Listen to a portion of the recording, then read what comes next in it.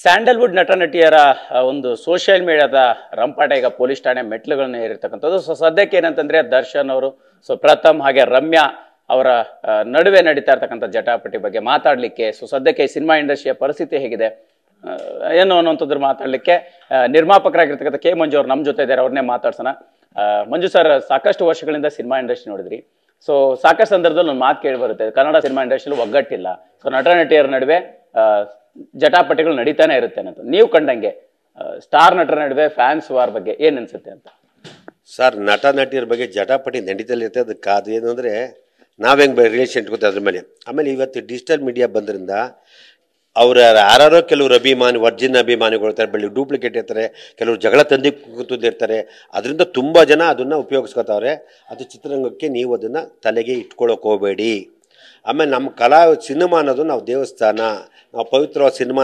ನಮ್ಮ ಉದ್ದೇಶನೂ ಸಾರ್ವಜನಿಕ ಒಳ್ಳೊಳ್ಳೆ ಸಿನಿಮಾ ಕೊಡಬೇಕು, ಚಿತ್ರಮಂದಿರಕ್ಕೆ ಒಳ್ಳೊಳ್ಳೆ ಸಿನಿಮಾಗಳು ಬರಬೇಕು, ಮೆಸೇಜ್ ಇರೋ ಸಿನಿಮಾಗೂ, ಸಮಾಜಕ್ಕೆ ಒಳ್ಳೆ ಮೆಸೇಜ್ ಕೊಡಬೇಕು, ಸಿನಿಮಾಗಳು ಮಾಡಬೇಕು. ನಾವು ನಮ್ಮ ಚಿತ್ರರಂಗದ ಉದ್ದೇಶ ಅಷ್ಟೇ. ನೀನು ನಾನಲ್ಲ, ಅವನಲ್ಲ, ಅವ್ನ ಫ್ಯಾನ್ಸ್ ಇವನ್ ಫ್ಯಾನ್ಸ್ ಅಂತ ನಿಮ್ಗೆ ಯಾರು ಫ್ಯಾನ್ಸ್ ಅವ್ರ ಬಗ್ಗೆ ಸಿನಿಮಾ ನೋಡಿ, ಬೇರೆ ಇಲ್ದಿದ್ರೆ ಬೇರೆ ಸಿನಿಮಾಗಳು ನೋಡಿ, ನಿಮ್ಗೆ ಇಷ್ಟ ಆದರೆ ನೋಡಿ, ಇಲ್ಲ ಕಂಟಿನ್ಯೂ. ಆಮೇಲೆ ನಿಮ್ಮ ಕಾಮೆಂಟು ಯಾವುದೇ ಆಗಲಿ ಹೆಲ್ತಿ ರೀತಿ ಇರಬೇಕು. ಆಮೇಲೆ ಯಾವುದೇ ಹೆಣ್ಣು ಮಗು ಆಗಲಿ, ಯಾರೇ ಗಂಡು ಮಗು ಆಗಲಿ ಅಶೀಲ ಮಾಡಬೇಡಿ. ಆಮೇಲೆ ಅದಕ್ಕೆ ಅಂತ ಒಂದು ಅಕ್ಷರ ಉಟ್ಕೊಂಡ್ಬಿಟ್ಟಿದ್ದಾರೆ, ಅದರಿಂದಕ್ಕೆ ಅಂತ ಒಂದು ಅಕ್ಷರ ಉಟ್ಕೊಂಡು ಅದಕ್ಕೇನು ಮಾತಾಡ್ತಾ ಇರ್ತಾರೆ. ಅದು ಕೆಲವು ಹಾಬಿ ಮಾಡ್ಕೊಂಬಿಟ್ಟಾರೆ, ಸುಮ್ಮನೆ ಮಜಾ ತಗೊಳ್ಳೋ ಕೆಲವರು ಅವರೇ. ಅದು ನೀನು ಯಾಕೆ ಸೀರಿಯಸ್ ತೊಗೊಳಕ್ಕೆ ಹೋಗ್ತೀರಾ? ಓಕೆ, ಅಂದ್ರೆ ನೀವೀಗ ರಮ್ಯಾ ಅವ್ರು ತಗೊಂಡಿರ್ತಕ್ಕಂಥ ಸ್ಟೆಪ್ ಬಗ್ಗೆ ಏನು ಹೇಳ್ತೀರಿ? ಅಂದ್ರೆ ಸೋಷಿಯಲ್ ಮೀಡಿಯಾದಲ್ಲಿ ಈ ಥರದ ಬೆಳವಣಿಗೆಗಳು ಸಹಜವಾಗಿ ನಡೀತಾ ಇರುತ್ತೆ. ಅವರು ಪೊಲೀಸ್ ಸ್ಟೇಷನ್ಗೆ ಕಂಪ್ಲೇಂಟ್ ಕೊಟ್ಟಿರ್ತಕ್ಕಂಥ ನಿರ್ಧಾರದ ಬಗ್ಗೆ ಏನು ಅನ್ಸುತ್ತೆ? ಸಾಕಷ್ಟು ಜನರಿಗೆ ಮಾದರಿ ಆಗಲಿ ಅನ್ನೋಂಥ ರೀತಿಯಲ್ಲಿ ನಾನು ನಿರ್ಧಾರ ತಗೊಂಡ್ಕೊಂಡೆ ಅಂತ ಹೇಳ್ತಾರೆ. ಸರ್, ಇದು ಫಸ್ಟು ಒಂದ್ಸತಿ ದರ್ಶನ್ ಅವರು ಆ ಕೇಸ್ ಆದಾಗ ಎಲ್ಲರೂ ಪ್ರತಿಯೊಬ್ಬರು ಮಾತಾಡಿದ್ರು, ಅವರವ್ರ ಅನಿಸಿಕೆನೇ ಮಾತಾಡ್ತಾರೆ. ಇವಾಗ ಆ ಯಪ್ಪ ನೊಂದೋಗ್ಬಿಟ್ಟಿದ್ದಾರೆ, ಅವ್ರ ಬಗ್ಗೆ ಪಾಪ ನಾವು ಮಾತಾಡಬಾರ್ದು. ನೊಂದಿರೋ ಬಗ್ಗೆ ಇನ್ನೊಂದು ಕಲ್ಲಾಗಬಾರ್ದು. ನಾವು ಆದರೆ ಒಳ್ಳೇದು ಮಾಡಬೇಕು.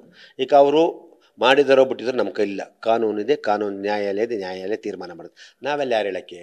ಒಂದು ಸತಿ ಕೇಳ್ತಾರೆ ಸಾವಿರ ಸಾಮಾನ್ಯ ಯಾತಾರೆ. ನಾವು ನಮ್ಮ ಜೊತೆ ತುಂಬ ಚೆನ್ನಾಗಿದ್ರು, ಅವರು ಏತಕ್ಕೆ ಮಾಡಿದ್ರು, ಅವನು ಯಾರೋ ಅಶೀಲವಾಗಿ ಕಳಿಸಿದ್ದ ಅಂತ ಆ ವಿಷಯದಲ್ಲಿ ಏನೋ ಒಂದಾಗಿದೆ.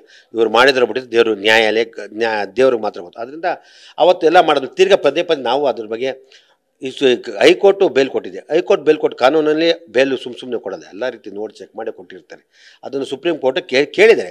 ಕೇಳಿದಾಗ ಒಳ್ಳೇದಾಗಲಿ ಅಂತ ನಾವು ಬಯಸಬೇಕು ಹೊರತು ನಾವು ಯಾರು ಇದೊಂದು ಈ ಥರ ಕೇಸ್ ವಸ್ತು ಇವರೊಬ್ಬರೇ ಮಾಡಿದಾರ ತುಂಬ ಜನ. ಅದಕ್ಕೆ ನಾವ್ಯಾರು ಕೆಟ್ಟದ್ದು ಬಯಸೋದು ಬೇಡ. ಇದು ಯಾರು ಉದ್ದೇಶಪೂರ್ವಕಕ್ಕೆ ಇದನ್ನು ಬೇಕು ಅಂತ ದರ್ಶನ್ ಅವ್ರನ್ನ ಪರ್ಟಿಕ್ಯುಲರ್ ಮಾಡ್ತಾವ್ರೆ.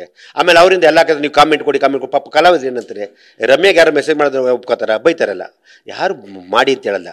ಆಮೇಲೆ ಅವಿವೇಕಿಗಳು ಕೆಲವರು ಬೇಕು ಅಂತ ದರ್ಶನ್ ಅವ್ರಿಗೂ ರಮ್ಯಂಗೂ ಇಂಡಸ್ಟ್ರಿಗೂ ಎಲ್ಲರೂ ತಂದಿಕ್ಕು ಅಂತ ಒಂದಷ್ಟು ಕೆಲವು ಇರ್ತಾರೆ. ಒಳ್ಳೆ ರಿಲೇಷನ್ ಹಾಳಾಗಲಿ ಅಂತ ಕೆಲವರು ಇರ್ತಾರೆ. ಅದರಿಂದ ಅದನ್ನ ಯಾರು ಕಿವಿ ಕೊಡಬೇಡಿ. ನಿಮ್ಗೆ ಆಯ್ತೆಲ್ಲ ಕೊಟ್ಟವ್ರ ಕಮಿಷನ್ ಇದ್ರೆ ಕಾನೂನು ಕಂಪ್ಲೇಂಟ್ ಕೊಡಲಿ. ಕಾನೂನು ಪ್ರಕಾರ ಏನಾಗುತ್ತೆ, ಕಾನೂನು ಅರೆಸ್ಟ್ ಮಾಡ್ತಾರೆ. ಯಾರು ಬೋಗಸ್ ಇರೋ ಸಿಗ್ತಾನೆ. ಕಾನೂನು ತುಂಬ ಇದೆ. ಇವತ್ತು ಹಿಡಿತಾರೆ, ಹಿಡ್ಕೊಂಡೋಗಿ ಶಿಕ್ಷೆ ಕೊಡ್ತಾರೆ. ಆ ಶಿಕ್ಷೆ ಯಾವ ರೀತಿ ಅಂದರೆ ಪನಿಷ್ಮೆಂಟ್ ಅನ್ನೋದು ನೆಕ್ಸ್ಟ್ ಅವ್ನು ಮಾಡ್ಬೋದು. ಆ ಥರ ಶಿಕ್ಷೆ ಆಗಬೇಕು ನಾನು ಹೇಳಕ್ಕೆ ಇಷ್ಟಪಡ್ತೀನಿ.